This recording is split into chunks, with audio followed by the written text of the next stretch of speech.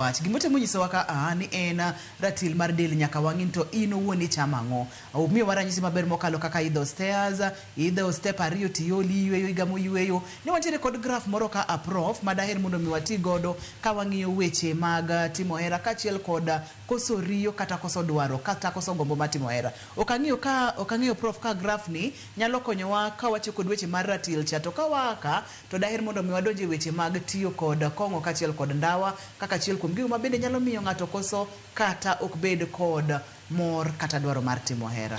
Graph nyalo konyo. Graph ni onyiso phases, stages ma ng'ato dhiye sama timo hera. Stage mokwongo en ni in gi desire, matiende ni chunyi dwaro, in gi gombo.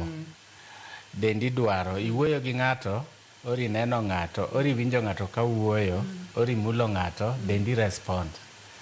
Mano desire. But mostly in the mind be, in gi parogo. Paro biro ni to anyalo timo hera, do I like it, do I want it? Paro mabiro ma miyo ng'ato dwaro engage. Mano is what desire is all about. So nyaka ibed gi parogo, nyaka dendi respond appropriately mondo itim sex. Koro ka in gi that feeling mar dwaro, then ibiro e stage mar arousal. Iromo gi ng'ama ne idwa timo go hera. Omuli oro wuoyo kodi, then dendi respond. Ka in ng'ama dichuo, ibedo gi erection. Ka in ng'ama nyako, ibedo gi gima waluongo ni lubrication. So dendi bedo ready.